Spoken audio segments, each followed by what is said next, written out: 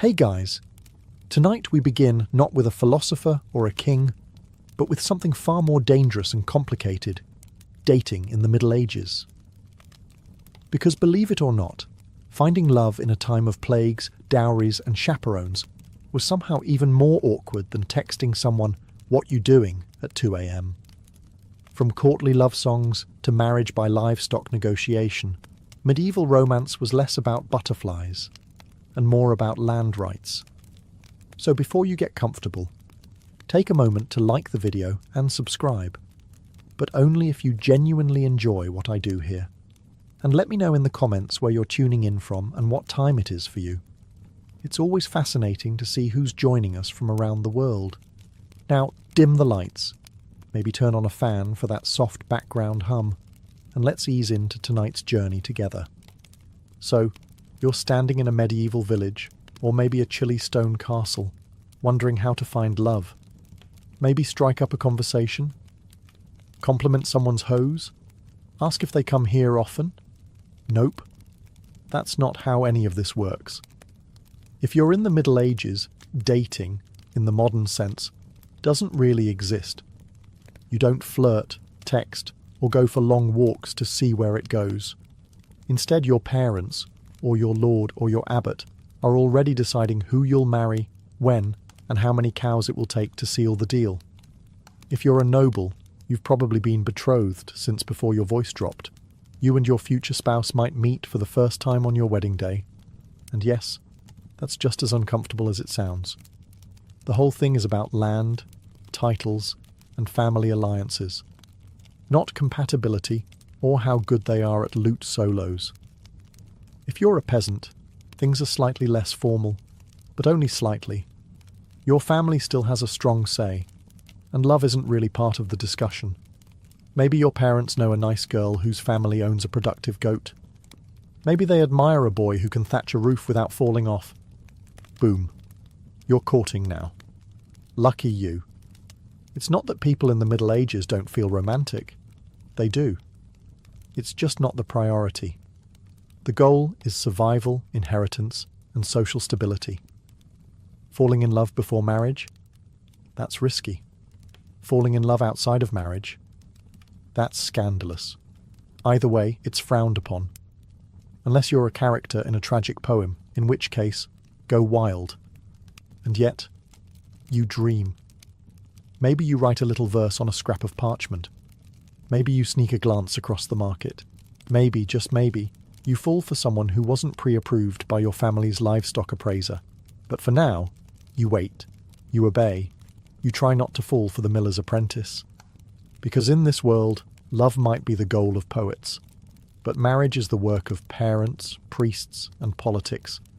So you think someone's cute. Maybe it's the way they balance a basket of onions on their head. Maybe it's the confident way they beat mud off a rug. Your medieval heart skips a beat. But steady yourself, because in this world, romance doesn't bloom without a balance sheet. Before you even think about courtship, you'd better ask, what do I bring to the table? And if your answer is a charming personality, you might want to sit down. If you're a young man, you'll need land, or livestock, or tools, or a roof that doesn't leak too much. Love letters are nice, but nothing says husband material like 2 healthy oxen and a roof that can survive a mild storm.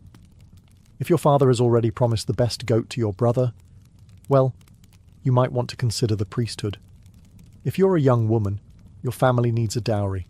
That could be coin, clothing, or a suspiciously generous number of geese. Doesn't matter how witty you are, if your family can't pay up, you're likely to spend a long time perfecting your embroidery alone. Now let's say you actually like someone who makes your calloused heart flutter. You lock eyes at the well. There's a spark. It's romantic. It's poetic.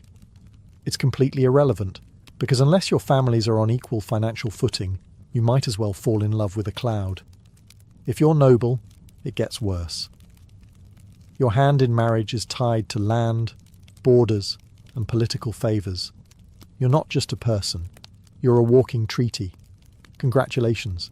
Even peasants aren't safe. Marriage is practical. You don't marry for butterflies. You marry because your pig pen borders someone else's wheat field. You dream of passion. You settle for irrigation rights. And yet, you try. Maybe you offer a small gift, a carved spoon, a handful of berries, or your finest slightly cracked mug. Maybe they smile, maybe they don't. But the truth remains. In medieval dating, economics is the flirting, and love is just a bonus you hope your spouse develops eventually. So let's say you're not a peasant worrying about pigs or a noble dealing with treaties. Let's say you're a knight. Shiny armour, big horse, questionable poetry skills. What's your love life like? Welcome to the strange and emotionally exhausting world of courtly love. Now, this isn't dating. This is performance art. Courtly love was a noble pastime, part flirting, part spiritual suffering, and entirely impractical.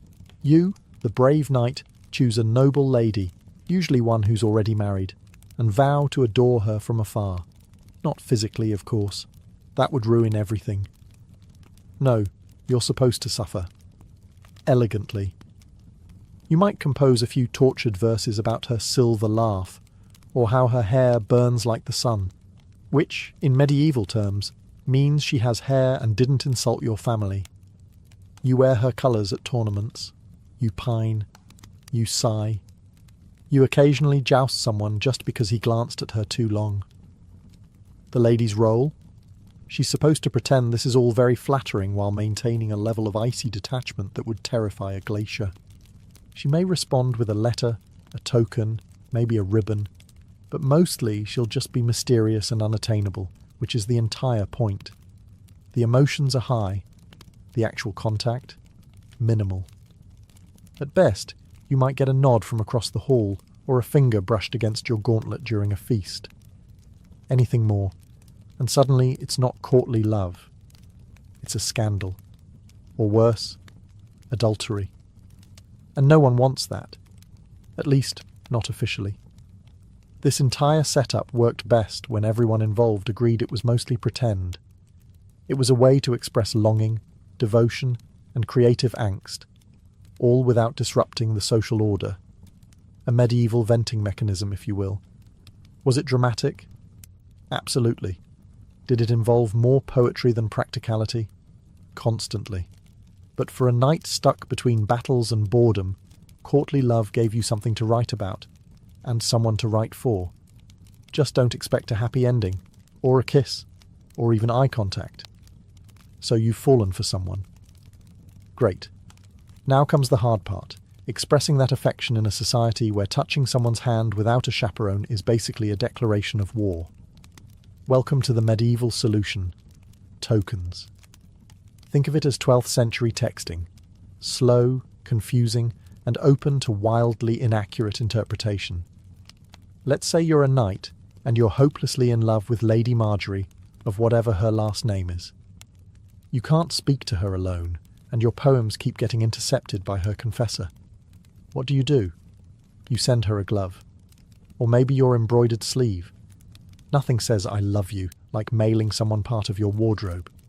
And if you're on the receiving end? Congratulations. You now have a sweaty linen sleeve you didn't ask for, and the romantic burden of pretending you know what it means. Is he confessing love? Asking for a favour? Suggesting a duel? Who knows? Women gave tokens too. A ribbon, a piece of hair, a tiny pendant. It was sentimental, sure, but also deeply strategic. Give the wrong guy the wrong token, and suddenly you're spoken for by someone with a lazy eye and a drinking problem. Tokens were meant to be subtle. A glove pinned to your chest, a ribbon tied to your sword hilt. Everyone knew what it meant, and no one said what it meant. The more cryptic, the better. It was less about communication and more about plausible deniability. Oh, this glove? No, it's not from Lady Joan. It just appeared on my pillow, scented with lavender, completely random. For commoners, tokens were simpler. Maybe a wood carving, maybe a handkerchief you stitched when you weren't milking something.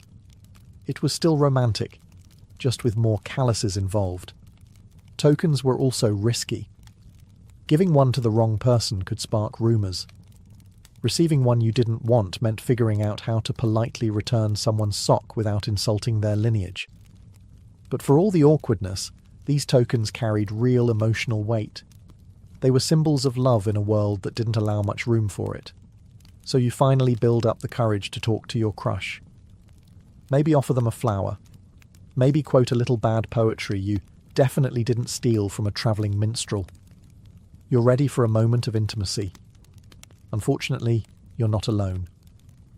Welcome to the world of medieval dating surveillance, where love is never blind. It's heavily monitored by your mother, your priest, a nosy cousin, and sometimes all three at once. Let's say you're a young woman of marrying age. You're never just going for a walk. You're going for a walk with Margaret and her terrifyingly strict aunt, who's already judging your posture. Even if you're simply fetching water, someone is watching. Someone is always watching. It's less dating, more espionage. And if you're a man trying to court someone, better hope you have the approval of her family, her parish priest, and the local gossip network.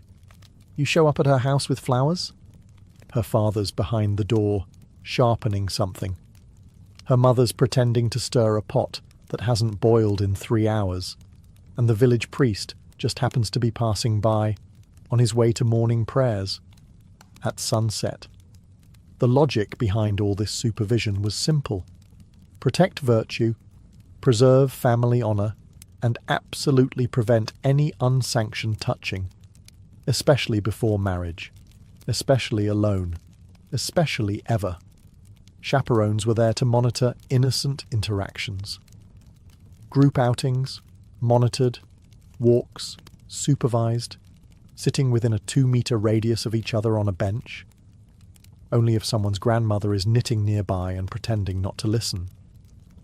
The church, of course, had opinions, lots of them. It regulated courtship the way a bouncer regulates a nightclub. Priests gave sermons about proper conduct and wrote lengthy treatises on the dangers of flirtation.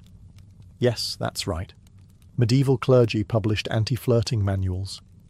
Imagine someone copying those out by candlelight while monks silently judge you from across the scriptorium.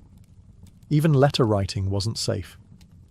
Some monasteries opened love letters just to screen for moral content. That's right, divine censorship. So if you want to fall in love, you'll have to get used to doing it quietly, and in the presence of your entire extended family, and possibly God. So, you're in love. Or at least medieval in love, which is mostly longing, confusion, and a lot of pacing near windows. You've exchanged glances across a feast. Maybe they picked up your dropped handkerchief and didn't immediately throw it into the fire. The tension is unbearable. But you still can't speak freely. There are chaperones, priests, mothers lurking like emotional border patrol agents. So what do? You write a letter. Ah, yes, the secret love letter. The most dangerous piece of parchment since the excommunication notice. This is your chance to confess your heart, using the most cryptic, overly poetic language possible. Because you can't just say, I like you. You must say, my soul is a stag, pierced by the arrow of your grace, roaming the forests of yearning. Naturally, if you're literate, which, let's be honest, isn't a given, you pen your message on vellum or rough parchment. If you're really dedicated, you dust it with flower petals or perfume. Just be careful with that. One noble accidentally used a love letter to wrap a herring and delivered it to the wrong girl. They're married now. It's fine. Now comes the problem of delivery. You can't just hand it over. You need a courier, a loyal servant, a bribed monk, or a younger sibling with limited understanding of consequences. Sometimes even a minstrel would do the job, singing your poem in the town square while pretending it was anonymous. Subtle. And the poetry? Risky. Very risky. The line between romantic and heresy was thinner than a monk's patience during Lent. If your metaphor even hinted at anything physical, you might find yourself confessing to both lust and literary exaggeration. But despite all the rules, people did write. Some letters survived. Some poems were copied and passed around like forbidden fruit. In a world of rigid roles and constant supervision, a folded scrap of words could feel revolutionary. So you write, you risk it. You press your trembling hand to the parchment and say everything you can't say aloud. Just don't sign it too clearly. You want romance, not a church trial. Finally, a break, a feast day, a harvest festival, a maypole dance.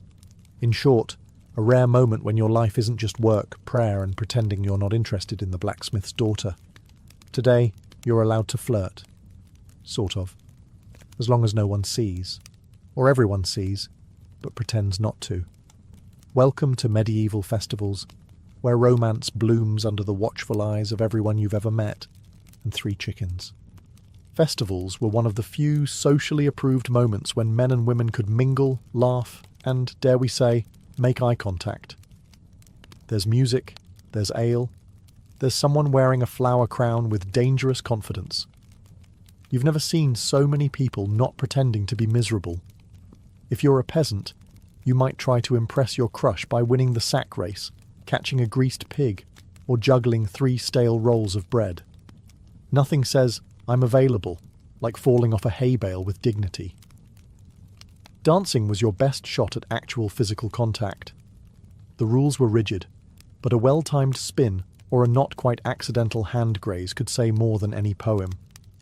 The maypole dance, for example, was basically a giant excuse for coordinated flirtation wrapped in ribbons and plausible deniability. And if you're noble? Your version of flirting at a festival involved less hay and more poetry.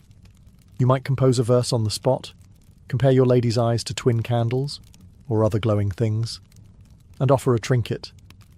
Hopefully not one that was clearly made by your servant 5 minutes earlier. Food helped too.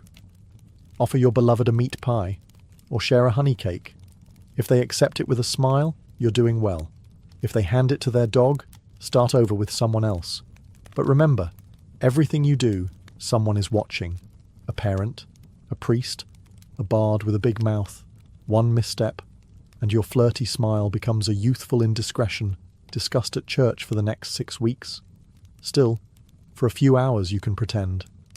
Pretend you're in a world where love isn't a transaction, where laughter isn't suspicious, and where dancing in public doesn't end in penance.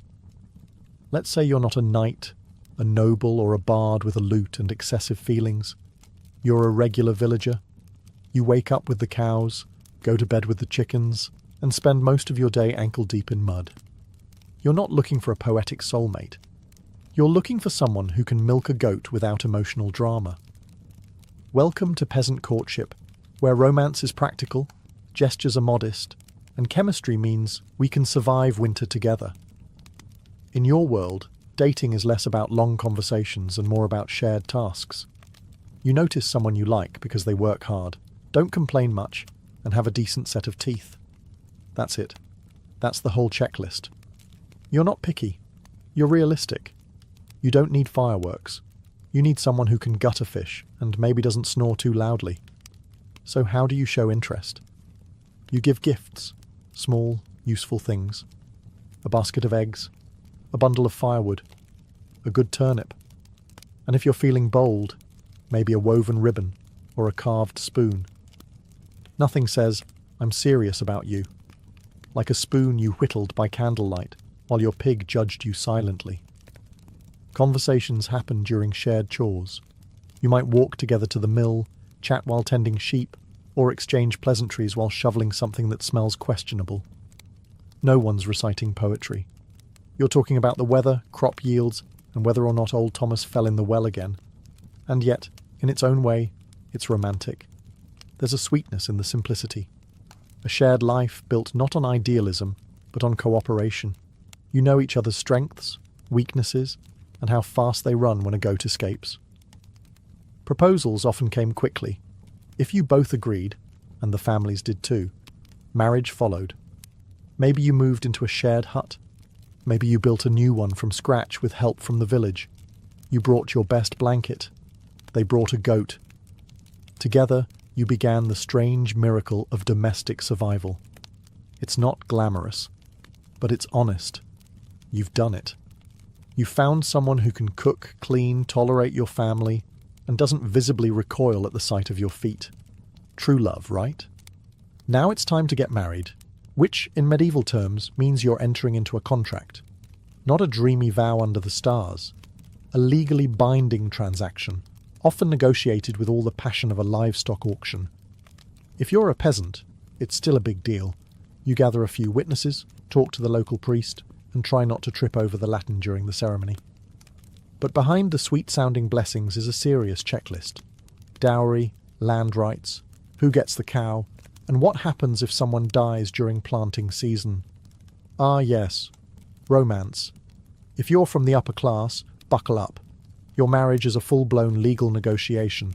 Your parents, their parents, the priest, a scribe, maybe a cousin who once studied law. They're all in on it. The bride and groom, mostly just standing nearby, looking decorative and nodding when spoken to. You may or may not have even met the person you're marrying. Your family has done the math. Your estate needs her fields, her dowry balances your debts, and both of your coats of arms look good next to each other. Love is optional. The merger is not. And once you're married, it's permanent. Divorce isn't really a thing unless you can prove someone wasn't baptized, was secretly related to you, or died and forgot to mention it. Annulments existed, but they required a lot of paperwork, a bit of luck, and a solid bribe. Still, not everything is bleak. Some couples genuinely grew to love each other, shared chores, raising children, surviving winters. These things have a way of building affection, or at least tolerance, which in medieval terms is basically the same thing. The church was involved in every step. Marriage was a holy sacrament, one of the 7 big ones. You didn't just marry for legal reasons, you married because God needed a witness. Possibly 2. So you stand, exchange vows, and smile as someone hands over a sack of onions and calls it a blessing. So, let's say you've had enough. Enough contracts, enough negotiations, enough being treated like a particularly valuable sack of flour. You're a noble, but for once, you want to marry for love. Not for land, not for lineage, not for your father's strategic ambitions, just love. Congratulations, you're about to cause a scandal.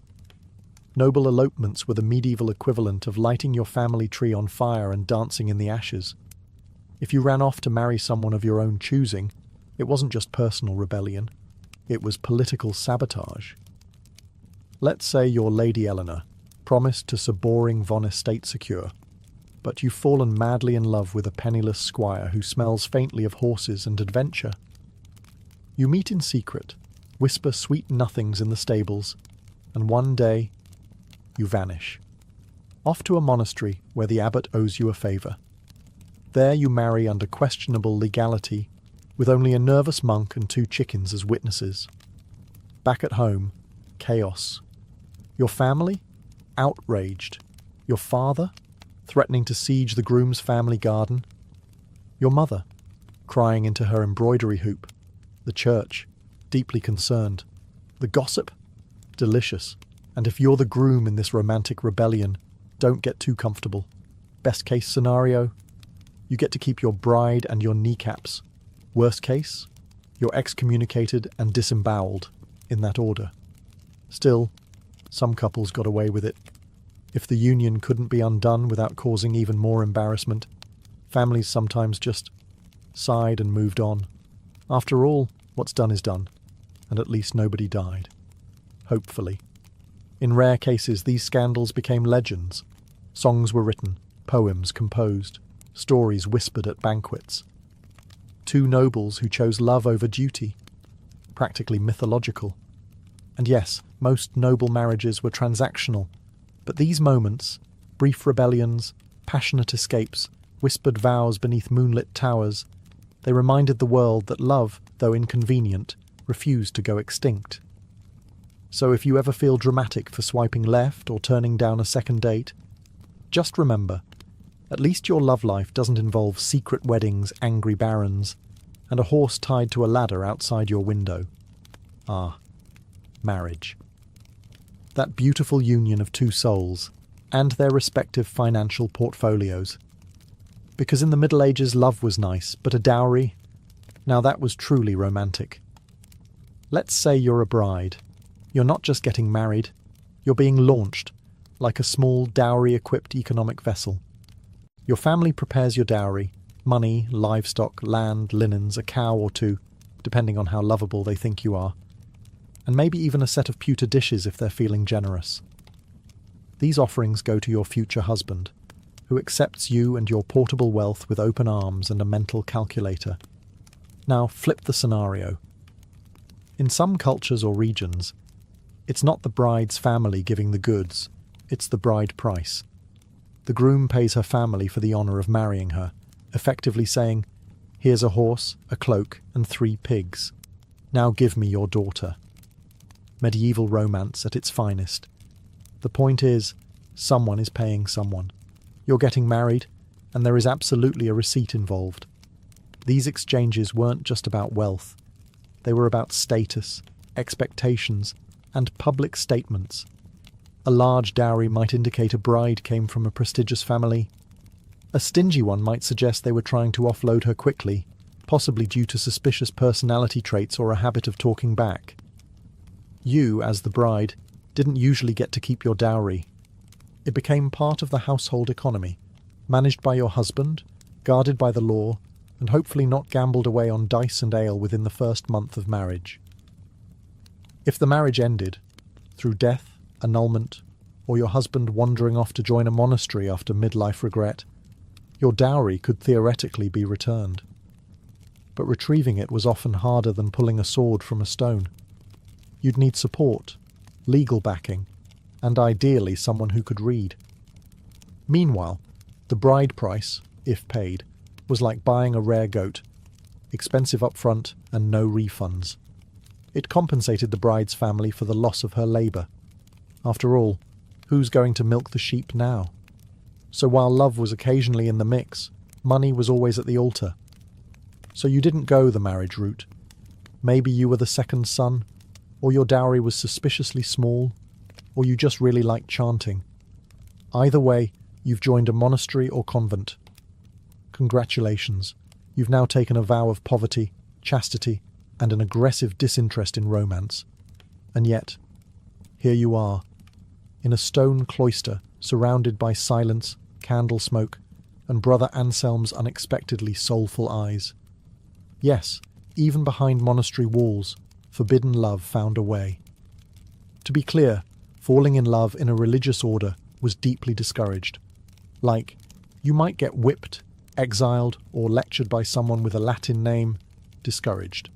You've sworn to give your heart entirely to God, which means giving it to literally no one else. But hearts are unruly, and sometimes prayers start sounding a lot like love poems. Maybe it starts with innocent tasks. Passing each other bread in the refectory, whispering during Vespers, laughing a little too hard when someone drops a hymnal. Before you know it, you're tucking extra cheese into Sister Beatrice's satchel and questioning everything.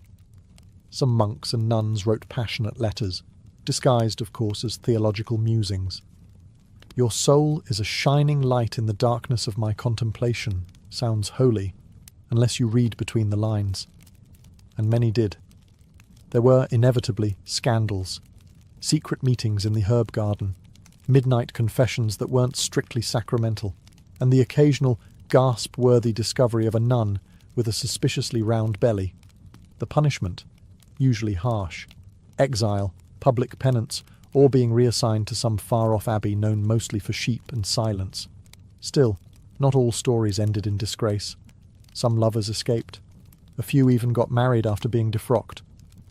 Most, though, returned to their cloisters, red-faced and redevoted, swearing that the whole thing was just an overzealous theological debate. Because in the end, monastic life was about discipline. But humans are humans, even in robes, even in silence. And sometimes a quiet glance across the chapel was more thrilling than any tournament or courtly poem. You did it. You got married. There was a priest, a pig roast, and someone spilled mead on your mother's only nice cloak. But now it's been a few months, or years, and something feels off.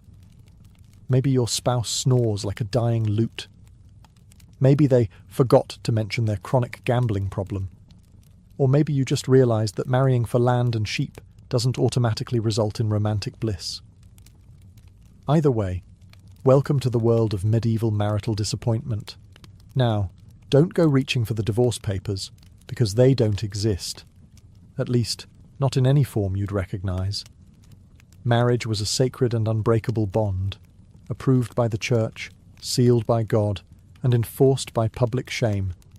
You could try for an annulment, but you'd need a very good reason. We don't get along doesn't cut it. You'd have to prove that one of you was underage, already married, too closely related, which happened disturbingly often, or, best case scenario, never consummated the marriage, which meant someone had to confirm that fact, in writing, possibly under oath. Good luck. If you're a noble, it gets messier. Your marriage wasn't just personal, it was political. Trying to escape it could start a feud, ignite a scandal, or launch a minor war. Best to just quietly resent each other and attend separate feasts. So what do unhappy couples do? Mostly they just endure. You sleep in different beds. You sigh dramatically at dinner. You pour your feelings into embroidery, or that one really angry psalm. Passive aggression becomes your love language. Of course, affairs happened, usually quietly, sometimes spectacularly. Nobles had secret lovers. Peasants had suspiciously helpful neighbours. The Church condemned it, of course, but that didn't stop people. It just made them better at sneaking around barns and blaming things on God's mysterious will. For women, getting out of a bad marriage was especially hard. Even if your husband was violent or vanished, society expected you to stay loyal, silent, and mildly pious while surviving off bread crusts and disapproval. Still, some people made it work. Marriages weren't always happy, but they could become partnerships, forged by hardship, habit, and the shared experience of hauling firewood in the rain. Let's say your spouse dies. Maybe it was the plague. Maybe a farm accident. Maybe they tripped over a goose in the dark. However it happened, you're now widowed. And suddenly, the medieval dating pool opens back up. Being a widow in the Middle Ages was oddly liberating. Not do whatever you want liberating, but certainly more freedom than you had before. For women, especially, widowhood often brought a taste of independence, managing land, making decisions, even speaking in public without being immediately shushed. And if you were young-ish and still had teeth, you could remarry, quickly, very quickly. Mourning periods existed, but so did survival instincts. A widow with land and no husband was basically a walking treasure chest. Suitors appeared with alarming speed, some sincere, others just very enthusiastic about your dairy cows. If you're a man and recently widowed, society practically pushes you back into marriage. Who else is going to cook, clean, and raise the 11 children you somehow accumulated? So you start looking. Maybe the baker's daughter, maybe that quiet widow who always brings suspiciously good mead to market. Romance in second marriages could be surprisingly sweet. This time around, you're older, wiser. You're not being pushed into an alliance. You're choosing someone to survive with. Maybe even someone you like. Wild concept. Of course, there were rules. The Church frowned on remarriage that happened too quickly. Like, your spouse isn't cold yet. Quickly. And widows often had to negotiate with family over dowries and inheritance. Nothing says romantic second chance like arguing with your brother-in-law over who keeps the butter churn. But still, second marriages were common, even expected. Life was short, winters were long. No one wanted to spend them alone if they didn't have to. And yes, love was part of it. Maybe not the swooning, sonnet-writing kind, but the quiet kind, based on shared stories, mutual respect, and the understanding that both of you had already seen some things. So you light the fire, pour the soup, and try again. Not because it's perfect, but because it's human. You've made it this far, survived the contracts, the courtships, the chaperones, and possibly a dramatic barn elopement. But before you fall for someone new, ask yourself the most medieval question of all. Are you cosmically allowed to love this person? Because in the Middle Ages, love wasn't just a matter of the heart. It was a matter of stars, bones, and whether or not your grandmother saw a fox this morning. Let's begin with astrology. Yes, before you kissed anyone, you might want to consult the local monk astrologer. Are your signs compatible? Is Venus in retrograde? Was your beloved born under an unlucky moon? If so, better to marry someone less cursed. Love is hard enough without planetary sabotage. Then there were birthmarks, mysterious little symbols that might identify you as your soulmate's long-lost twin, or their destined executioner. Superstitions were flexible like that. But the church had its own checklist. You couldn't marry your cousin, or your second cousin, or your fourth cousin twice removed, unless you had special permission, which the wealthy often bought, because loopholes. So before things got serious, you'd probably need to draw a family tree, and then quietly erase parts of it. Social status also mattered, deeply. A noble could not fall in love with a peasant without it being declared either a miracle or a moral failing. Cross-class romance was rare, scandalous, and only acceptable if it later became a tragic folk song. And then there were the omens. If a raven flew overhead while you were thinking about someone, bad sign. If you dropped bread at dinner while glancing at your crush, forget it. That's a cursed union. Someone might bury a charm under your doorstep to protect you from improper suitors, or to sabotage your chances. Either worked. Love, in this world, wasn't just personal.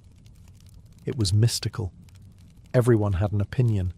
The stars, the saints, the weather, and that one woman in the woods who definitely wasn't a witch, except she probably was.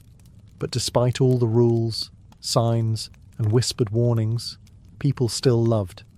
Clumsily, bravely, often against advice. Because medieval or not, the heart remains wonderfully disobedient. You've probably heard of Alexander the Great, maybe even Julius Caesar, but have you ever heard of the woman who allegedly chopped off the head of Cyrus the Great and dunked it in blood? Her name was Thamyris, and she didn't rule from a throne gilded in gold or within high-walled cities. No, her court was the open sky, her army was the wind, and her power came not from titles, but from pure, unshakable authority. She was queen of the Massagetæ, a confederation of nomadic tribes who roamed the steppes of Central Asia. Think horse archers, tattooed warriors, ritual feasts, and battlefield justice. Thamyris didn't inherit her power from a pampered courtier system. She rose through grit, leadership, and possibly a healthy dose of "don't mess with me" energy.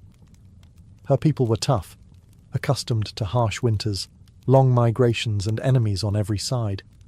But even among such people, she stood out. She was a warrior, a lawgiver, and a ruler in her own right. No husband overshadowed her. No brother guided her hand.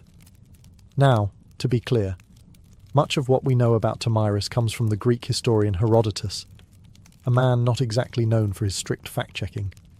But if even a fraction of his account is true, then Thamyris wasn't just a queen. She was a storm in human form. At the heart of her story is this. A foreign superpower was growing stronger by the day. The Achaemenid Persian Empire, led by Cyrus the Great. He had already conquered Lydia and Babylon, and now his gaze turned east. The Massagetæ were next on his list. But Cyrus didn't fully understand what kind of woman he was dealing with. Before the first arrow flew, before the first spear shattered, and before her son's death changed everything, Thamyris was already preparing for war. Not because she wanted conquest, but because she refused submission. She wasn't just defending territory, she was defending a way of life. And as Cyrus would soon learn, there are some queens you just don't invade. Cyrus the Great had a reputation. He wasn't just any king, he was a conqueror's conqueror. The kind of man who could stroll into ancient cities, topple empires, and still get remembered fondly by historians. So when he looked east toward the land of the Massagetæ, he didn't exactly expect resistance. After all, Who could possibly say no to the man who had taken Babylon without even breaking a sweat? Cyrus sent a polite offer first, because of course, every good imperialist starts with a smile. He proposed a political marriage between himself and Tomyris. Now you might think, that's romantic. But Tomyris saw right through it. She understood that this wasn't about love, or even alliance. It was about control. If she married Cyrus, her kingdom would become just another province of the Persian Empire, and she, a trophy queen. She declined, firmly. Cyrus, unaccustomed to rejection, didn't take it well. If he couldn't charm her into submission, he would take her kingdom by force. He crossed the Araxes River, which separated his empire from the lands of the Massagetæ, and established a foothold. But Tomyris wasn't idle. She gathered her warriors, consulted her chiefs, and prepared for what she knew was coming: war. Then came the bait. Cyrus, under the guidance of his general Harpagus, laid a trap. He left a portion of his army behind, with a lavish camp overflowing with wine and food, luxuries that nomads rarely indulged in. Tomyris' son, Spargapizes, led a detachment to investigate. They raided the camp, took the supplies, and, fatally, drank the wine. The Persians returned at just the right moment. Drunk, disoriented, and unprepared, Spargapizes and his men were overwhelmed. He was captured alive. When Tomyris heard the news, her world cracked. This wasn't just a military loss. It was personal. Her son, her heir, was now a prisoner in Persian hands. She sent a message to Cyrus. "Give me back my son, and leave. If you do not, I swear by the sun, the master of the Massagetæ, I will give you your fill of blood." Cyrus didn't listen.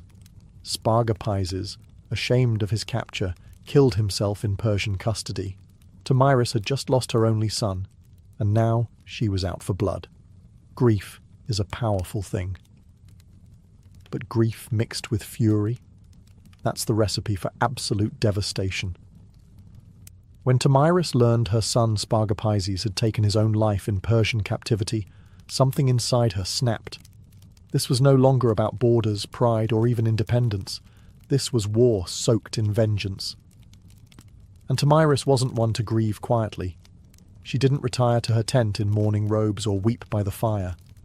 No, she mounted her horse, sharpened her weapons, and swore an oath that would echo through history. She would face Cyrus in battle, she would defeat him, and then she would make sure he never forgot her name, even in death. According to Herodotus, Tomyris summoned her tribal council. Under her command, the Massagetæ mobilized. Picture it. Hundreds of warriors on horseback, adorned in leather armor, wielding bows and spears, faces painted with fury.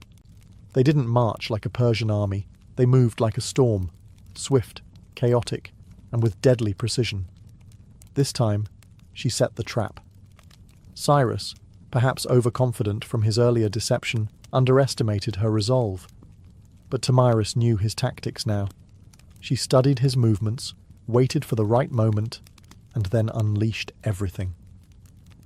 The two armies clashed in what Herodotus describes as one of the bloodiest battles of the ancient world.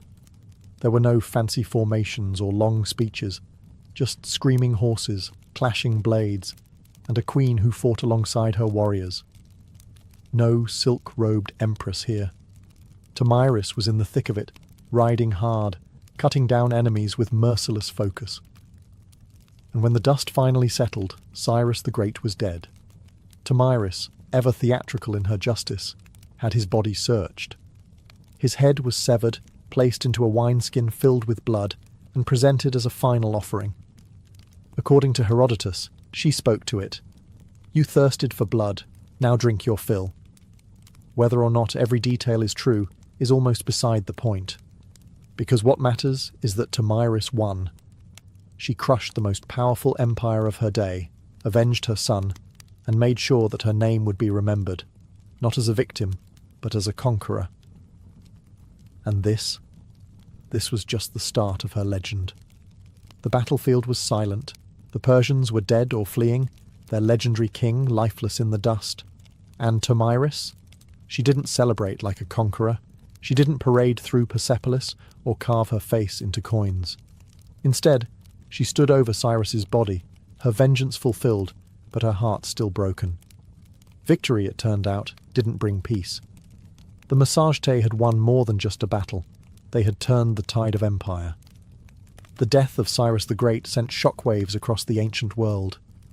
In Babylon, Egypt, and the far corners of the Persian realm, rumours swirled. The unstoppable king had fallen, not at the hands of another great empire, but by a nomadic queen who had no throne, no palace, just fury, grit, and a cavalry of warriors who would ride into hell for her. And yet, Tomyris didn't exploit her victory for conquest. She returned to her people with the same pragmatism she ruled with. No war taxes, no imperial ambitions. She didn't try to seize the Persian throne. That wasn't her world. Her justice had been served. Her son had been avenged. The empire could continue without Cyrus, but now it would think twice before ever riding east again. It's worth noting just how rare this was. Most rulers, after winning a battle of that magnitude, would have grabbed power with both hands. But Tomyris seemed more concerned with preserving her people's freedom than expanding her reach. And yet, this is where her story begins to fade. There are no records of her after the battle, no statues, no royal tomb, no Massagetæ monuments carved in stone. She rides into the fog of history, as elusive and untamed as the steppes themselves. Historians debate whether Herodotus exaggerated her tale. Some say Cyrus died elsewhere, that the wineskin of blood was poetic fiction. But even skeptics agree someone dealt Persia a heavy blow. And it wasn't a king, it wasn't a general, it was a queen, a mother, a woman whose love for her son fueled one of the most dramatic reckonings in ancient history. And her story, it didn't need to be written in stone. It was carried by the wind. Because when the wind howls across the steppe, some still say it whispers her name, Tomyris. To understand Tomyris, you have to understand the people she led. The Massagetæ weren't your typical ancient civilization. No marble temples, no hanging gardens, no scrolls of poetry.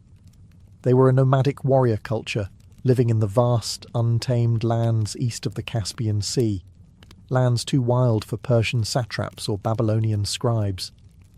Their world was one of movement, survival, and honour. Imagine sprawling plains without borders, herds of horses and cattle as currency, and warriors raised in the saddle.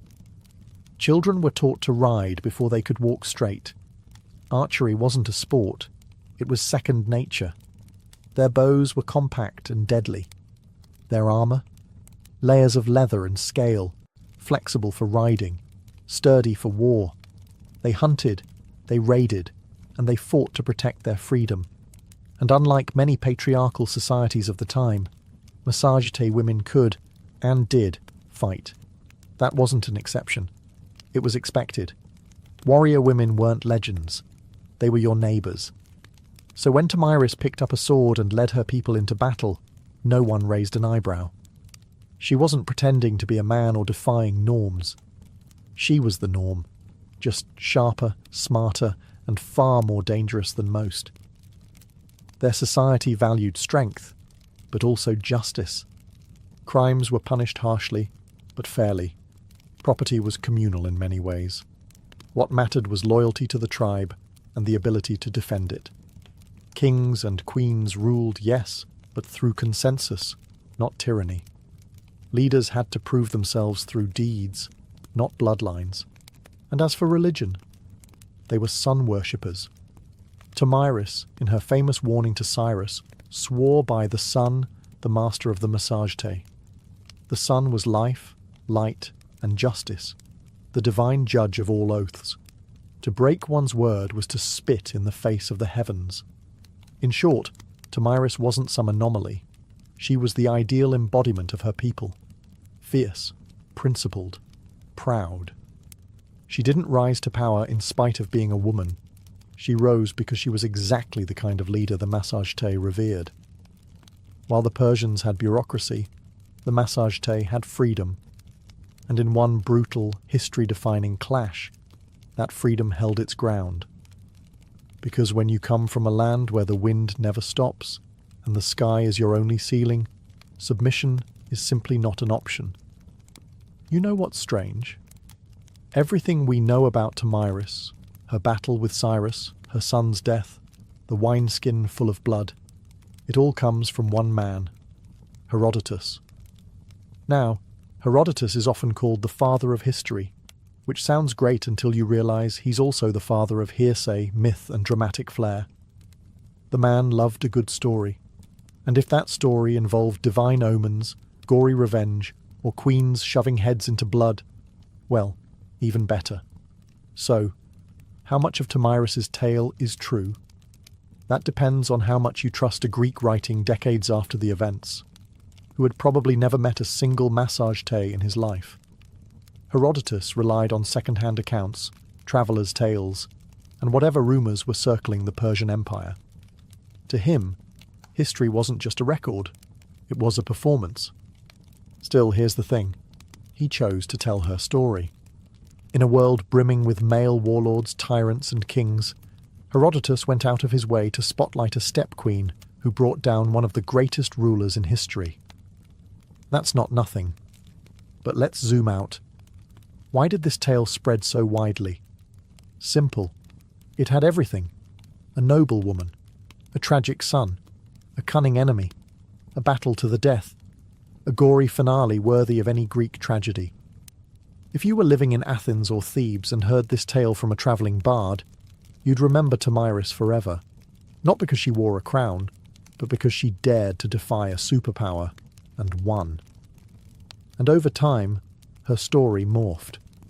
Medieval chronicles painted her as a savage Amazon. Renaissance artists depicted her drenched in blood, holding Cyrus's head like a trophy. She was exotic, fearsome, iconic. Yet through all the retellings, something real clings to her legend.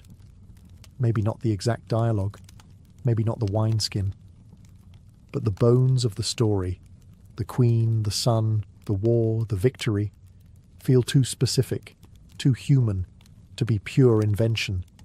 In the end, Herodotus didn't just preserve Tomyris, he mythologized her. And while that may blur the lines between fact and fiction, it also ensured that her name would live far longer than Cyrus's imperial edicts. Because history forgets generals, but it remembers vengeance.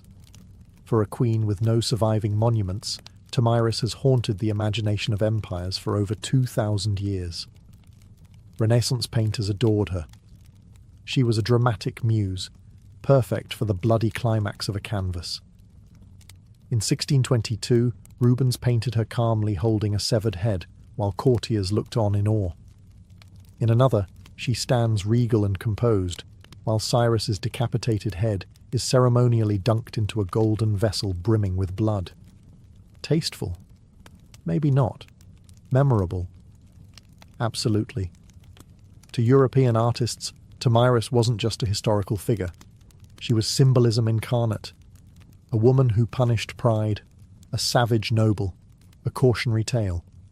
A feminist icon, depending on who was holding the brush. She could represent the righteous fury of a mother, the barbarism of the East, or the wisdom of a ruler who refused to be bought. Writers loved her too. In the 18th and 19th centuries, she appeared in plays, novels, and philosophical tracts. Enlightenment thinkers debated whether she was proof that women could govern wisely, or a reminder of what happens when emotions rule leadership.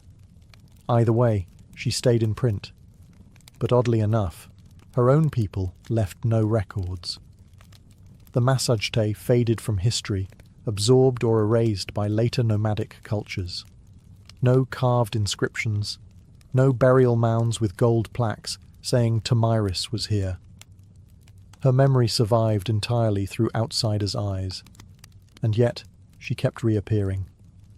In Soviet-era Central Asia, Tomyris was reclaimed as a symbol of resistance against imperialism. Statues of her were erected in Kazakhstan and Turkmenistan.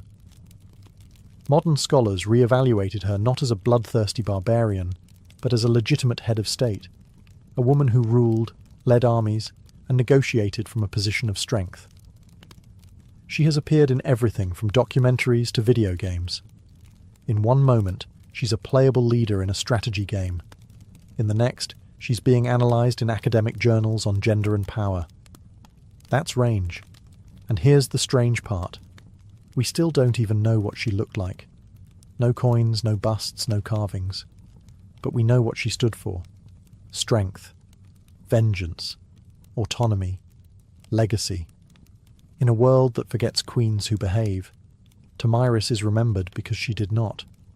She didn't ask to be part of history's art gallery. She kicked the door down and posed for the bloodiest portrait ever painted. Tomyris wasn't the first woman to lead warriors into battle, and she certainly wasn't the last. But history tends to treat women like her as exceptions, isolated flashes of power in a man's world. The truth? Tomyris was part of a long, often overlooked lineage of women who ruled through the sword. Let's rewind a bit.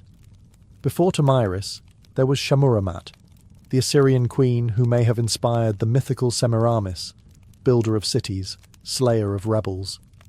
Around the same era, the Scythians, cultural cousins of the Massagetae, had female warriors buried with weapons, their skeletons showing clear signs of battle injuries.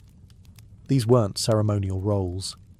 These women fought, bled, and died on horseback, and after Tomyris came more. Boudica, the Celtic queen who led a fiery revolt against the Roman Empire in the 1st century CE, is often compared to her. Like Tomyris, Boudica's war was sparked by personal loss. Her daughters were assaulted, her land seized. Her response? She burned Roman settlements to ash.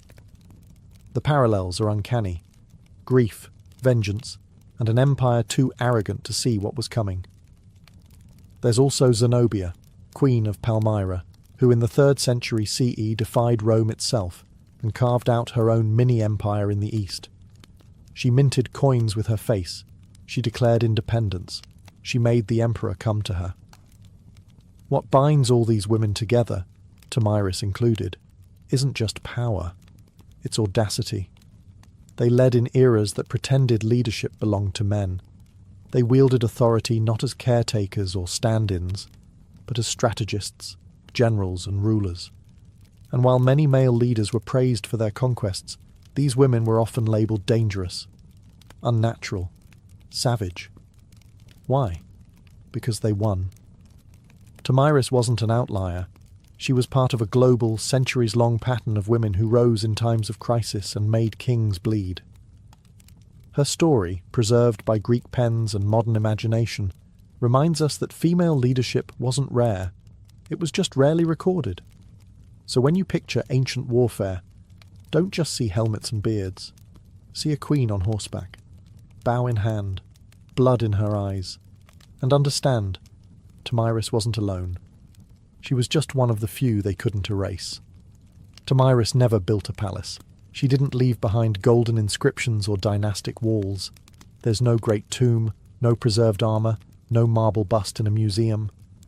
And yet, she endures. In many ways, her legacy is a paradox.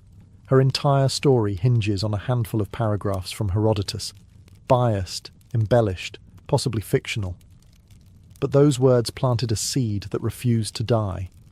For over 2 millennia, her name has resurfaced, again and again, in times when the world needed to remember that power doesn't always wear a crown, or a beard. She's been reimagined through so many lenses. To Renaissance Europe, she was the noble savage, a warning to tyrants. To modern Central Asia, she became a folk hero, a symbol of resistance and national pride, especially in countries still reckoning with colonial and imperial pasts. Statues of her rise from plazas in Kazakhstan. Children learn her name in school books. Politicians quote her when invoking strength and independence. But beyond symbolism and myth, there's something undeniably human about her story. It's about a mother who lost her son. It's about a leader forced to choose between surrender and survival. It's about a person who, when cornered by one of the greatest powers the world had ever seen, chose to fight, and won. In a world that often erases the names of warrior women, Tomyris persists like a blade buried just beneath the surface, always ready to be unearthed by a new generation hungry for stories of untamed defiance. She reminds us that history isn't just kings and empires. It's also mothers and queens, grief and revenge, dirt and blood. It's the silent moments after battle, when a woman stands alone in a field littered with corpses, knowing she has changed the course of the world, but will never be fully believed. And that might be her greatest legacy, the refusal to be forgotten. No statues, no problem. Her name still rides on the wind of the steppes. Her story still makes emperors look mortal. And her legend still whispers the warning, "Come for me, and you'll drink your fill of blood." So the next time you hear of a great king's downfall, remember, sometimes the final blow comes not from a rival empire, but from a queen on horseback, lost to history, but never truly gone. Imagine a life where your walls are made of felt, your roof is stitched from hide, and your front door opens to the horizon. There are no cities, no farmland, no stone monuments to pass on to the future, just the rhythm of hooves, the whisper of grass, and the ever-changing sky. For ancient nomadic cultures, permanence was a myth, and mobility was strength. From the Eurasian steppes to the Arabian deserts, ancient nomads shaped entire civilizations without leaving a single marble temple. These weren't rootless wanderers. They were strategic movers, guided by the seasons, the grazing patterns of their herds, and an intimate understanding of terrain. Their homes were yurts, tents, or wheeled wagons, foldable fortresses designed for life on the move. Cattle, sheep, goats, and most of all horses were the pillars of nomadic life. A person's wealth was counted in livestock, not land. Horses were more than tools. They were companions, weapons, and status symbols. To ride well was to survive. To ride best was to rule. But being mobile didn't mean being disorganized. Nomadic societies had complex social structures. Power usually flowed through clans and tribes, with leadership often based on merit and influence rather than strict heredity. A chief or khan might rise through tactical brilliance, oratory skill, or sheer charisma. Loyalty was personal, earned in campfire councils and on wind-scoured battlefields. And far from being isolated from the world, nomads were its connective tissue. They moved silk from China, spices from India, silver from Persia, and slaves from Europe. Nomadic caravans and traders were the original transcontinental couriers, long before empires caught on. And when trade broke down, they raided, swift, strategic, and terrifyingly efficient. Their history wasn't written in stone. It was sung, recited, and remembered. Elders passed down legends and laws through oral tradition. A tribe's entire legal system, history, and identity could be carried in the mind of a single bard or elder. Stories weren't entertainment. They were instruction, governance, and identity. In the eyes of empires, nomads were unpredictable, alien, and dangerous. But to themselves, they were guardians of freedom, masters of adaptation, and heirs to the wind. They left few ruins behind, but they reshaped the world every time they rode. Long before the Mongols thundered across Eurasia, the Scythians ruled the wind-swept steppe. Between the 9th and 2nd centuries BCE, these nomadic warriors dominated the lands stretching from the Black Sea to the edges of Central Asia. To the Greeks, they were fearsome horsemen and exotic barbarians. To themselves, they were a people of freedom, vengeance, and pride. Scythian society was built around mobility and violence. Their horse culture was unmatched. Boys learned to ride before they could walk properly. Their weapons were practical and deadly. Short composite bows, ideal for shooting while galloping at full speed, curved swords, battle axes, and iron-tipped spears. The Scythian warrior wasn't just a man either. Archaeological finds confirm what Herodotus hinted at. Women fought too. Some graves reveal female skeletons buried with weapons, showing battle wounds that only came from real combat. They didn't build cities, but their kurgans, burial mounds, have preserved their legacy. Beneath these mounds, archaeologists have found gold, intricate tattoos on preserved skin, embroidered garments, and elaborate weaponry. Their art style, full of swirling animals and predatory symbolism, reflects a life bound to nature and the hunt. But the Scythians weren't just wild raiders. They were diplomats, mercenaries, and traders, especially with Greek colonies along the Black Sea. They sold furs, slaves, and grain, and in return imported wine, pottery, and luxury goods. Greek writers both admired and feared them. Herodotus wrote of their strange customs, like drinking the blood of enemies or using scalps as napkins. But he also praised their justice and loyalty to kin. Their religion was primal and animistic. They worshipped gods of war, fire, and fertility.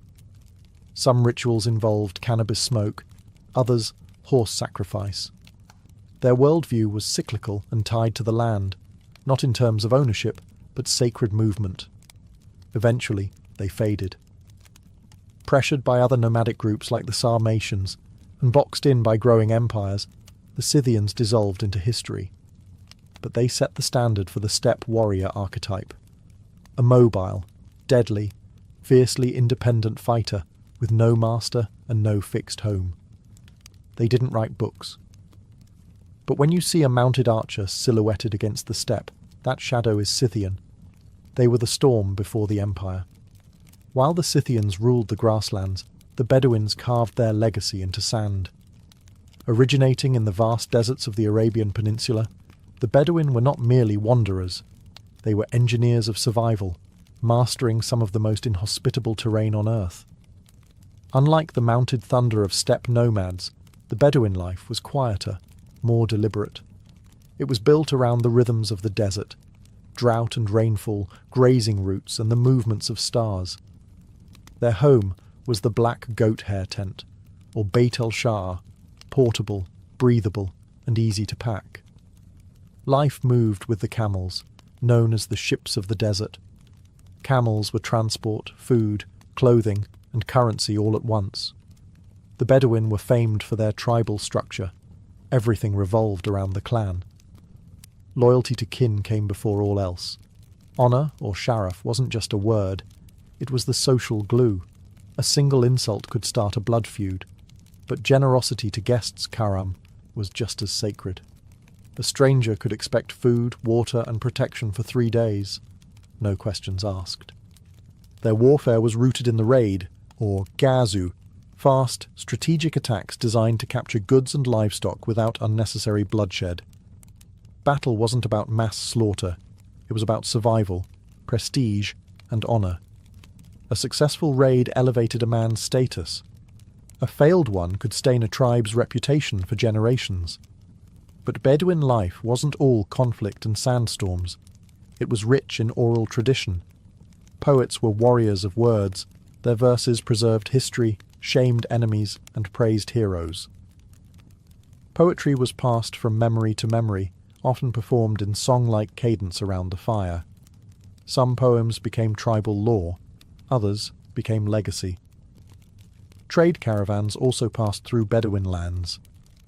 These tribesmen served as guides, protectors, and sometimes smugglers, moving goods like incense, spices, and silk from southern Arabia to the Levant and beyond. They knew every oasis, every star path. Their knowledge was legendary and expensive. Though many Bedouins later integrated into cities and empires, they maintained a fierce sense of identity. Even today, the black tent and tribal codes remain symbols of Bedouin pride. They weren't just survivors of the desert, they were its soul. No nomadic people have ever reshaped the world quite like the Mongols. In the 13th century, these steppe riders erupted out of the plains of Mongolia and carved out the largest contiguous land empire in history. But their roots were no different than the other nomadic cultures they followed. Mobile, clan-based, and fiercely adaptive. Life on the Mongolian steppe was brutal and demanding. The Mongols lived in gurs, circular felt tents that could be assembled in under an hour and packed onto a cart the next morning. Their herds, horses, yaks, goats, sustained them, and their children were raised in the saddle. Riding was a skill learned before literacy. In fact, most Mongols couldn't read, but they didn't need to. Their knowledge was encoded in songs, proverbs, and memory. What made the Mongols different was how they weaponized mobility. Under Genghis Khan, tribal divisions were shattered and reorganized into a new merit-based system. Loyalty to tribe was replaced by loyalty to the Khan, and with that, the world changed. Mongol warfare was a ballet of speed and deception. Their horse archers could fire accurately at full gallop, fake retreats to lure enemies and travel over 100 miles a day. But they weren't just raiders, they were strategists. They used scouts, spies, signal flags, and psychological warfare with terrifying precision. Once they began conquering cities, they adapted quickly. Siege engineers from China and Persia joined their ranks. The Mongols learned how to build catapults, flaming arrows, and battering rams, and used them with chilling efficiency. But here's the twist. They weren't just destroyers. The Mongol Empire connected the world in ways never seen before. They revived and protected the Silk Road, ensuring safe passage from China to Europe. Goods, ideas, and even diseases like the Black Death travelled their vast network. They introduced paper currency, passport systems, and religious tolerance across their realm. A Muslim merchant, a Christian priest, and a Buddhist monk could all travel safely under Mongol rule, as long as they didn't rebel. And yet, they remained nomads at heart. Even as they governed empires, Mongol rulers still returned to their tents, their herds, and the open steppe. They conquered cities, but never truly belonged to them, because no matter how high they climbed, they always rode with the wind at their backs. To the sedentary empires, nomads were either useful or dangerous, and sometimes both at the same time. But to nomads, the line between trade and raid was negotiable. One day, they'd escort your caravans across the desert. The next, they'd plunder your border towns. It all depended on the mood, the season, and how well you paid. Trade was vital to nomadic life. Most nomads couldn't grow grain or make pottery. They needed tools, textiles, spices, and luxury goods. In exchange, they offered livestock, furs, leather, salt, and exotic items like falcons or rare horses. Some traded directly with empires. Others operated as middlemen between distant regions, forming crucial links along the Silk Road, incense route, and other transcontinental paths. But these weren't simple merchant caravans. They were armed convoys, ready to defend themselves or attack, depending on the situation. A tribal leader might negotiate with a border governor one week, then raid his storehouses the next. Empires called this treachery. Nomads called it options. The Scythians, for example, traded grain and gold to Greek cities along the Black Sea, but if a city tried to cheat them, they burned it.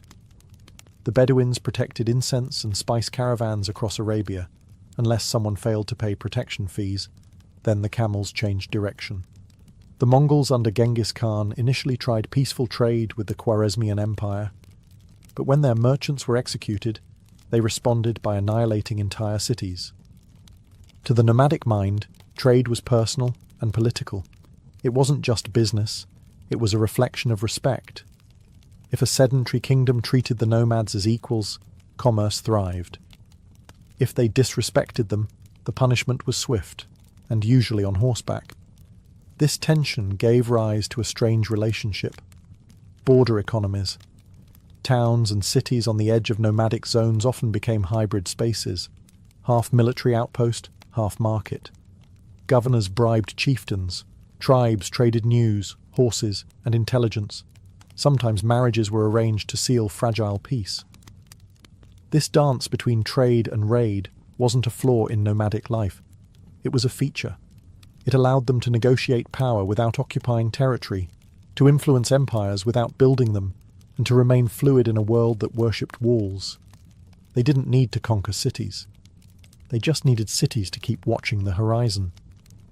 In a world without libraries, scrolls, or printing presses, how do you preserve your history?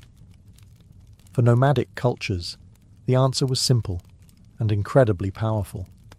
You remember it. Oral tradition wasn't just a storytelling tool for ancient nomads. It was their library, courtroom, constitution, and mythos, all rolled into one. From the Scythian grasslands to the Mongol plains and the Bedouin deserts, memory was sacred, and the tongue was sharper than the sword. Elders were more than old men and women. They were archives in human form. They knew lineages stretching back a dozen generations, war stories that shaped tribal identity, and proverbs that guided decisions in peace and battle alike. These weren't campfire tales told for amusement. These were lessons, warnings, and laws. Among the Bedouins, poetry was king. A well-crafted verse could shame an enemy, honour a fallen warrior, or settle a dispute. Poets, or sha'ir, were advisors to tribal leaders, remembered more clearly than many chiefs. Their words could ignite war or stop it cold, and their memory? Flawless. Entire epics were passed down word for word, generation after generation. The Mongols were no different. The great work known as The Secret History of the Mongols was first preserved orally, only written down later. It tells not just the rise of Genghis Khan, but the cultural values of loyalty, fate, revenge, and ambition that defined their world. It isn't a dry historical record. It's a living saga, originally recited by heart to teach and unify. Even the Scythians, who left almost no written records, maintained detailed oral accounts of their migrations, battles, and alliances. When Greek writers like Herodotus described their tales, they were capturing echoes of a far older spoken tradition. History passed through campfires, not chiselled in stone. Oral tradition had its risks. Memories faded, stories evolved. But it also had one massive advantage. It lived. It was adaptable, flexible, and deeply human. It allowed nomadic societies to retain identity even after migrations, defeats, or cultural absorption. Empires may have fallen and their archives turned to dust, but nomadic stories survived, not because they were written down, but because they were woven into breath. And as long as someone remembered, nothing was truly lost. In many ancient civilizations, women were confined to the background, silent, veiled, or confined behind palace walls. But in nomadic societies, the story was often very different. On the move, everyone worked, and that meant women held power too.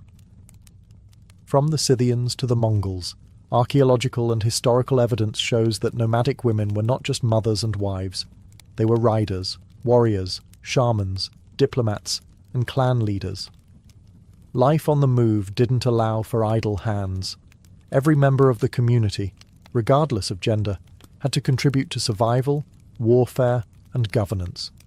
Take the Scythians, for example. Burial sites across the Eurasian steppe have revealed women buried with swords, arrows, and armour, their bones showing injuries from combat. These weren't symbolic burials. These women fought. Greek historians were so intrigued and terrified that they crafted entire myths about Amazons, fierce warrior women supposedly descended from these nomadic tribes. In Mongol society, women managed the encampments while the men were away raiding or conquering. But even at the highest levels of power, women left their mark.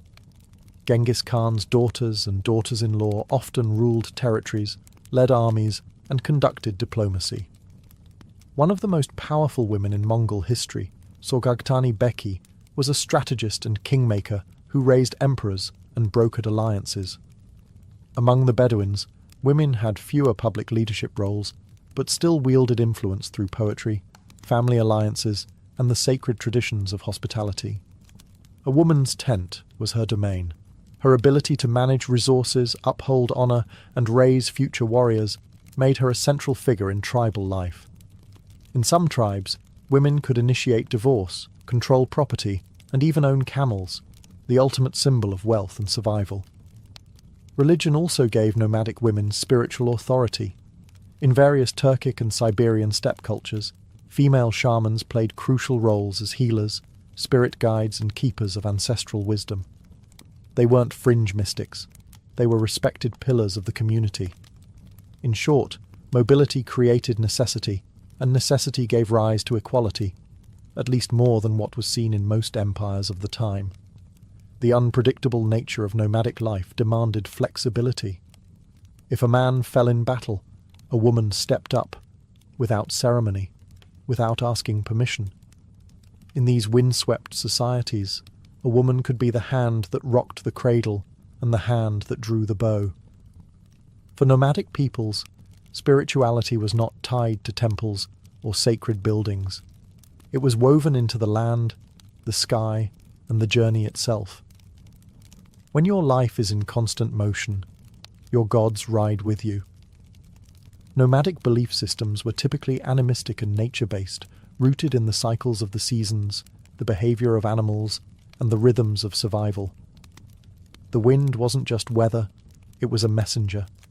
Mountains were guardians, rivers carried spirits, fire was sacred, life was a dialogue with the unseen. Among the Scythians, described by Herodotus, worship centered on a pantheon of gods tied to the natural world. Tabete, the goddess of the hearth, likely equivalent to Hestia, and Papaios, the sky god. Rituals often involved horse sacrifice, cannabis smoke, and sacred oaths sworn under open skies. Their spiritual world was visceral, earthy, and direct. No priests in robes, just warriors and shamans calling to the heavens. The Bedouins, before the rise of Islam, practiced a form of polytheism centered around local deities and tribal idols. But above all, they revered the unseen, the mysterious forces of fate and nature. Jinn, or spirits, were believed to dwell in rocks, windstorms, and lonely places. Poets and seers were thought to be inspired, sometimes even possessed, by these entities. Hospitality wasn't just a custom, it was a spiritual obligation. In Mongol culture, the spiritual world was structured around Tengrism, the worship of Tengri, the eternal blue sky. Tengri wasn't a god you prayed to in a temple. He was the sky itself, ever present, watching and judging. Genghis Khan claimed his right to rule came from Tengri. Mongols also revered earth spirits, ancestral ghosts, and the sacred fire in the center of every tent. Shamanism played a vital role. Shamans were healers, spirit guides, and political advisors. The beauty of nomadic spirituality was its adaptability. As nomads came into contact with Buddhists, Muslims, Christians, and others, they often blended these beliefs with their own. Mongol emperors patronized multiple religions at once. A Bedouin could follow Islamic law while still clinging to older, desert-rooted customs. Whereas cities built temples to contain the divine, nomads carried the sacred with them. Their gods moved, their rituals adapted, and their beliefs flowed like the rivers they crossed. Because to a nomad, faith didn't need four walls, just sky above, earth below, and memory in between. They didn't leave behind pyramids or cathedrals. You won't find their capitals on modern maps. And yet, the legacy of ancient nomadic cultures is written all over history, in the flow of trade, the scars of conquest, and even the languages we speak. Nomads were not historical footnotes. They were architects of disruption, reshaping entire continents through movement. The Silk Road? That wasn't just a route for silk and spices. It was a highway built by hooves, maintained by the diplomacy, muscle, and local knowledge of nomadic tribes.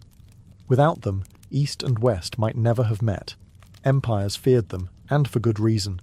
The Scythians, Xiongnu, Turks, and Mongols all challenged the myth of urban superiority. Their victories exposed a fundamental truth. Mobility can outthink monuments. Where empires moved slowly, nomads adapted. When cities relied on walls, nomads relied on speed. But their influence wasn't only military. They acted as cultural bridges, carrying music, recipes, stories, and even religion from one world to another. Mongol rule brought Chinese printing technology to Persia. Arab Bedouin traditions shaped the early Islamic world, from language and law to poetry and honor codes. Turkic nomads laid the groundwork for the Ottoman Empire. The paths they rode became arteries of civilization. Even after their empires faded, their spirit endured. You can see it in modern horsemanship, in oral storytelling cultures, and in the values of kinship, resilience, and independence that still echo across the steppe, desert, and tundra. In many ways, they also serve as a warning. They remind us that no structure is permanent, not even the grandest empire. They proved that the wind could erase borders, and that power didn't need to be carved in stone to be real. Today, many nomadic peoples still exist, though fewer in number and often under pressure from modern borders, climate change, and urbanization. Yet their descendants carry traditions older than most nations: hospitality to strangers, reverence for animals, and stories that ride through generations like horses through fog.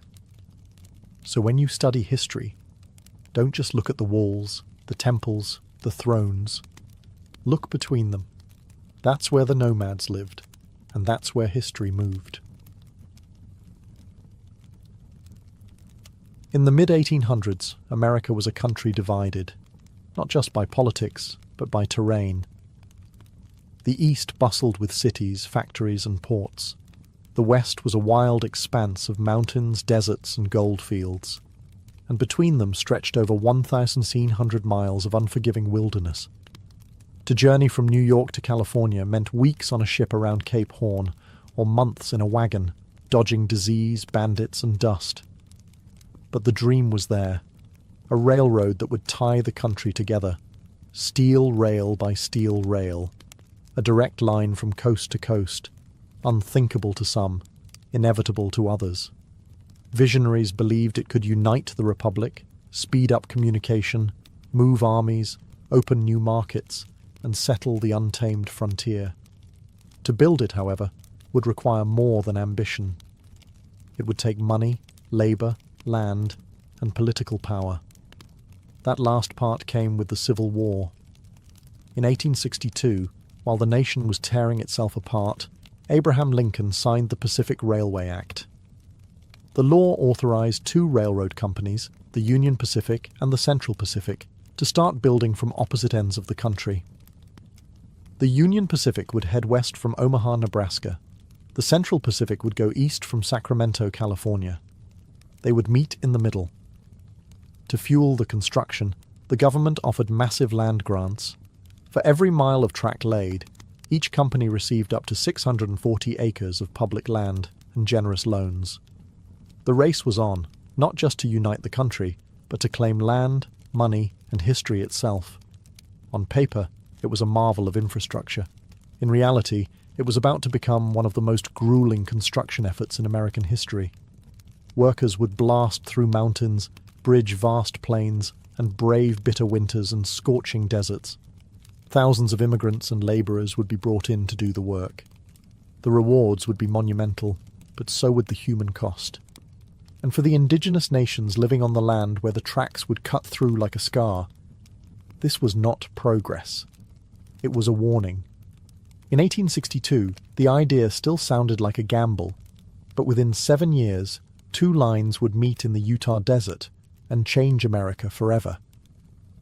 While the Union Pacific had the flat plains of Nebraska ahead of them, the Central Pacific faced a far more brutal challenge from the very start: the Sierra Nevada mountains. These weren't gentle hills. They were towering granite peaks, prone to avalanches, snowdrifts, and back-breaking terrain. And this was before dynamite was even invented. Construction began in Sacramento in 1863, but the real wall stood just 80 miles east. The Sierras were a formidable barricade, and every mile of track laid felt like a war against nature itself. To conquer this obstacle, the Central Pacific needed labour, a lot of it. At first, they hired mostly Irish immigrants and white labourers, but many quit, unable or unwilling to face the grueling conditions. That's when the company turned to a new workforce: Chinese immigrants. By 1865, over 10,000 Chinese labourers were building the railroad, more than 80% of the Central Pacific's entire workforce. They were paid less than white workers, often lived in more dangerous conditions, and faced deep racism, but they proved indispensable, showing incredible skill, endurance, and discipline. Their work was heroic and horrific. They carved tunnels through solid rock using only hand tools and black powder. The most infamous, Tunnel Number 6, took nearly 2 years to complete. In winter, snowdrifts reached 40 feet. Workers lived in camps buried beneath snow, connected by vertical shafts like chimneys. Dozens died in avalanches, explosions, and rock slides. And yet, the line advanced. To speed progress, Chinese crews suspended themselves in baskets over cliffs, chipping away at stone inch by inch. When they couldn't go around a mountain, they went through it. When they couldn't level terrain, they built wooden trestles that soared above ravines. It was some of the most dangerous and underappreciated labor in American history. Few records exist of individual Chinese workers. No statues were built for them at the time. But without their hands, the transcontinental dream would have died in the Sierras. By 1867, the Central Pacific finally emerged from the mountains. What lay ahead was desert, harsh, dry, and deadly, but flat. The worst was behind them. The race to the meeting point was truly on. While the Central Pacific was battling granite and snow in the west, the Union Pacific had its own gauntlet to run. Starting from Omaha, Nebraska, the company laid track westward through the Great Plains, a land that seemed endless, flat, and deceptively simple. But the challenge wasn't the geography. It was people, politics, and power. The Union Pacific hired largely Irish immigrants, former Union soldiers, and freedmen. Many were veterans looking for steady pay after the Civil War. Crews could lay 2, sometimes even 3 miles of track in a single day. The wide-open plains allowed speed, but they also exposed the workers to raids, starvation, and environmental extremes. This was indigenous land. The Pawnee, Cheyenne, Arapaho, and Lakota Sioux had hunted, lived, and died on these plains for generations. And to them, the railroad was not progress. It was an invasion. The track cut directly through tribal hunting grounds. The smoke-belching engines frightened buffalo herds. Telegraph poles and surveyors disrupted sacred spaces. Tribes saw what was coming. Settlers, soldiers, fences, and displacement. Resistance was inevitable. The Lakota Sioux, under leaders like Red Cloud, fought back fiercely. They raided camps, attacked surveying teams, and tore up rails. In response, the US government built forts along the route and stationed troops to guard the track. Railroad construction became a militarized operation, with track layers working under the protection of armed guards. It was a low-grade war, fought with rifles and treaties that never lasted. For the indigenous nations, the railroad represented a death sentence for their way of life. And they were right. Still, the Union Pacific pushed forward. Financially backed by massive federal loans and led by men like Thomas Durant, the company laid track at breakneck speed. Crews lived in temporary towns, dubbed Hell on Wheels, which sprang up overnight and disappeared just as fast. Gambling, whiskey, and violence followed the workers like a dust storm. By 1867, Union Pacific had reached Cheyenne and was headed into Wyoming. The mountains loomed in the distance, but the real mountain they were climbing was political. How do you unite a nation when you're laying rails over the bones of another? For the Union Pacific, the answer was simple. Lay the track. Don't look back. The story of the Transcontinental Railroad is often told with golden spikes and great men in top hats. But the real story? It's soaked in sweat, muscle, and pain. Much of it provided by men whose names were never recorded, whose graves were never marked, and whose stories were buried beneath the tracks they built. On the Central Pacific, it was the Chinese laborers who did the impossible. Nearly 15,000 of them, most hailing from Guangdong province, endured freezing temperatures, deadly explosions, and racial hostility while tunneling through the Sierra Nevada. They earned less than white workers, received no recognition, and were often housed in separate, inferior camps. But they persisted. quietly, skillfully, and relentlessly. Despite being called weak and unfit by early skeptics, the Chinese crews soon proved to be the most reliable workforce on the railroad. They blasted rock, laid rail, built trestles, and cooked their own food, often staying healthier than their counterparts. Yet, when the last spike was driven at Promontory Point, none of them were invited to the celebration photo. Meanwhile, on the Union Pacific, Irish immigrants made up a large portion of the workforce. Many had survived famine and war, only to face new dangers on the plains. They fought off raids, laid track at incredible speed, and drank themselves to sleep in rickety tents. Their lives were hard, but their labour was essential. Former enslaved African Americans also worked the rails, some hired as freedmen seeking better lives. Their contributions, like those of the Chinese and Irish, went largely uncredited. Labourers of colour were exploited, but indispensable. This was a multinational workforce, building a nation with bare hands and broken backs. And then there were the cooks, blacksmiths, teamsters, and supply haulers, each playing a role in keeping the great machine of progress moving forward.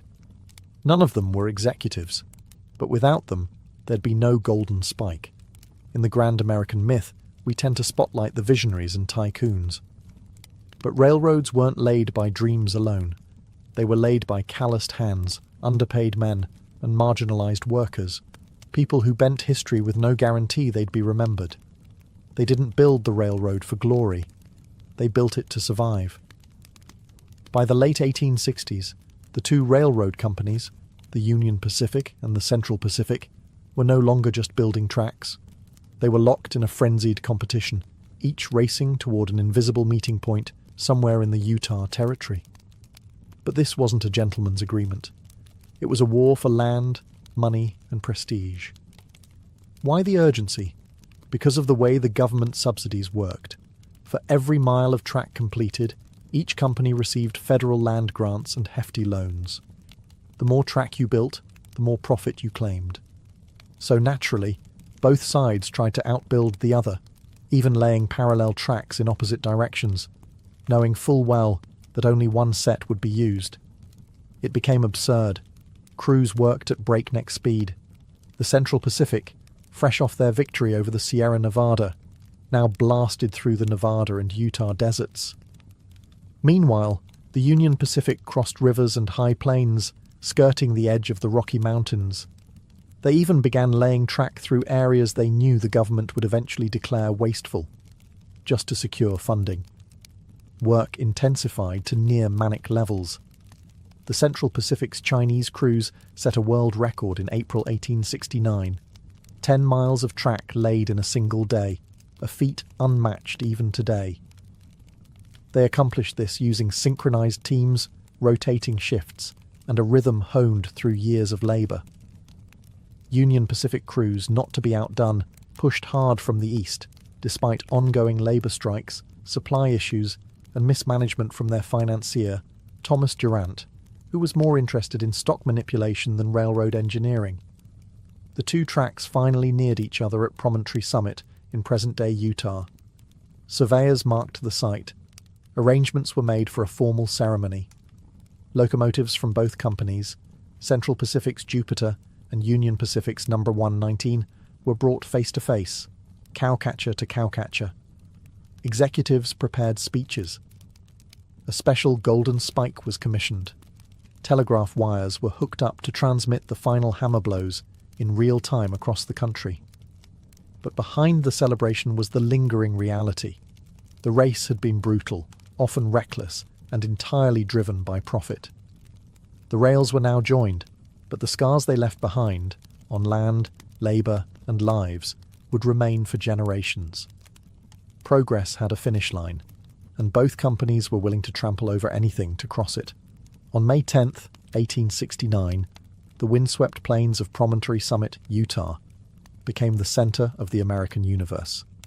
A crowd of workers, officials, journalists, and railroad executives gathered to witness the momentous event, the joining of the Union Pacific and Central Pacific Railroads, the completion of the Transcontinental Railroad. Two gleaming locomotives stood nose to nose on the finished track, the Central Pacific's Jupiter and the Union Pacific's number 119. Between them lay a final rail, and at its centre, a golden spike, engraved with the words, "May God continue the unity of our country as this railroad unites the two great oceans of the world." Telegraph lines had been connected to the ceremonial hammer. Each blow would send an electric signal across the country. As Leland Stanford, representing the Central Pacific, raised the sledgehammer, Americans across the nation leaned in to listen. With each swing, the telegraph clicked. Done.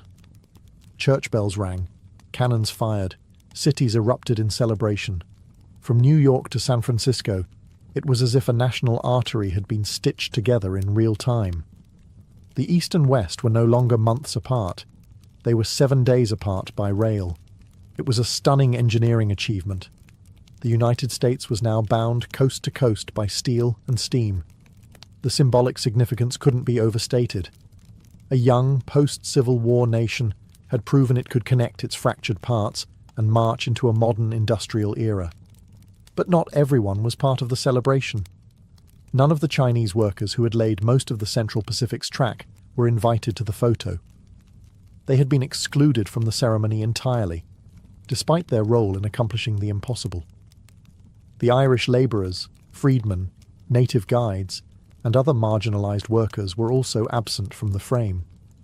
In their place stood bearded men in frock coats, holding hammers and cigars. So while the country celebrated unity, the reality was more complex. The railroad did connect east to west, but it also sharpened divisions between races, classes, and cultures. It united markets, but at the cost of many human lives. The photo that day captured the official story of the railroad. But the real story? That was buried beneath the track. The completion of the Transcontinental Railroad didn't just shrink geography, it exploded the American economy. Almost overnight, the United States was no longer a bi-coastal nation awkwardly bridged by wilderness. It was now a single economic organism, pulsing with movement, commerce, and opportunity. Goods that once took months to transport by wagon or ship could now move from coast to coast in under a week. Agricultural products from the Midwest, wheat, corn, cattle, could be shipped westward to booming mining towns or eastward to the industrial cities. Manufactured goods flowed in the opposite direction. Rail cars replaced oxen. Steam replaced sail. What had once been an uncertain frontier was now a profitable supply chain. Towns sprouted like weeds along the railroad towns that grew up almost overnight. Some became cities. Others disappeared as quickly as they came, especially if the rail line shifted. But each one was a node in a growing network, connected by a steady rhythm of pistons, whistles, and smoke. The railroad also helped fuel industrial growth. Ironworks, coal mines, timber mills all surged with demand. The need for rails, locomotives, and infrastructure created jobs across the nation. Steel barons and railroad tycoons got rich, bankers lined their pockets, and small-time entrepreneurs rode the wave, opening hotels, restaurants, and general stores along the line. Mail moved faster. News travelled across time zones in days instead of weeks. For the first time, the government could project real presence across the full continent, deploying troops, resources, and political influence wherever the rails reached. And let's not forget the human factor. Millions of people moved west. Immigrants from Europe who once landed in New York now saw a direct path to land and labour in California, Oregon, and the Western Territories. Homesteaders, prospectors, ranchers, and outlaws all rode the same steel road toward destiny. Of course, this boom wasn't evenly shared. Wealth flowed upward. Native lands were devoured. Labourers remained poor. But there's no denying it. The railroad transformed the US from a regional republic into a continental power. The engine wasn't just moving people, it was moving money, power, and the future. And once it started, it wasn't going to stop. Beneath the polished steel and triumphant headlines of the Transcontinental Railroad lay a darker, more tragic legacy: the destruction of indigenous lands, lives, and cultures. The railroad didn't just connect east and west, it sliced through native homelands, carving out routes through territories held by the Lakota, Cheyenne, Shoshone, Ute, and many others. What had once been open plains and sacred ground was now divided by rails, telegraph poles, and fencing. With each spike driven, native sovereignty was eroded. The impact was immediate and brutal. Buffalo herds, central to plains tribes' economies, diets, and spirituality, were slaughtered en masse to clear the way for trains and settlers. In some cases, passengers were encouraged to shoot buffalo for sport from moving trains. These herds, once numbering in the tens of millions, dwindled to near extinction in just a few decades. The railroad brought more than tracks. It brought settlers, soldiers, and surveyors. Towns popped up where there had been none. Homesteaders, empowered by the federal government, staked claims on tribal lands. What treaties hadn't taken, the railroad now absorbed. And with settlers came enforcement, military garrisons, sent to protect the tracks and suppress any resistance. Conflicts erupted. The Sioux, Cheyenne, Arapaho, and other tribes fought back in what became a series of bloody wars, some labelled uprisings, others outright massacres. From Red Cloud's War to the Battle of Little Bighorn, the railroads were both the battleground and the prize. Eventually, resistance was crushed. Indigenous nations were confined to reservations, often hundreds of miles from their ancestral lands. The psychological toll was immense. Sacred sites were desecrated. Hunting patterns were broken. Nomadic cultures, built around seasonal migration and vast open space, were forced into fixed locations under constant surveillance, and all of it was justified in the name of progress. The Transcontinental Railroad was hailed as a marvel of American ingenuity, but it came at the cost of 1,000 nations' dreams. It wasn't just the iron that cut through the land, it was the erasure of a way of life, replaced by timetables and timbers. History books often praise the railroad for uniting a nation, but for native peoples, it tore theirs apart. When the final spike was driven at Promontory Summit in 1869, it wasn't just the end of a railroad. It was the beginning of a new American identity, faster, hungrier, and increasingly shaped by steel and steam. The Transcontinental Railroad shrank the country. What had once taken 6 months by wagon or ship now took 7 days by rail. It changed how people moved, how goods were exchanged, and how the very idea of distance was understood. Suddenly, the concept of a coast-to-coast nation wasn't a dream. It was a daily reality. The railroad fueled the rise of time zones, created to coordinate cross-country travel and commerce. It reorganized agriculture, allowing farmers to send produce across state lines. It powered the Second Industrial Revolution, enabling raw materials to flow efficiently into urban factories. The rhythm of the country began to match the clatter of trains. Culturally, the railroad reinforced a sense of manifest destiny, the belief that America was meant to span from Atlantic to Pacific. It made expansion feel not just possible, but inevitable. With rails stretching across deserts, mountains, and plains, there was no longer a wild frontier. Everything felt reachable. Everything felt claimable. But the railroad also set the template for corporate power in America. Massive wealth accumulated at the top. Men like Leland Stanford, Thomas Durant, and Collis Huntington didn't just get rich, they shaped policy, bought politicians, and built empires. Corruption scandals like the Credit Mobilier affair exposed how deeply railroad interests were embedded in government. For labourers, the train tracks marked both opportunity and exploitation. For indigenous peoples, it marked the end of a world. For the environment, it brought radical change. Forests cleared, rivers bridged, buffalo nearly exterminated. Yet for all its costs, the railroad undeniably stitched the fabric of a modern America. It connected immigrants to opportunity, businesses to markets, and governments to distant territories. It transformed an experimental republic into a fully integrated nation. The iron rails didn't just carry passengers, they carried ambition, destruction, hope, and hubris. The railroad was both a triumph and a tragedy. And once those twin locomotives touched cowcatchers in the Utah desert, the country was never the same again. The nation was transformed, not by war or election, but by iron and fire.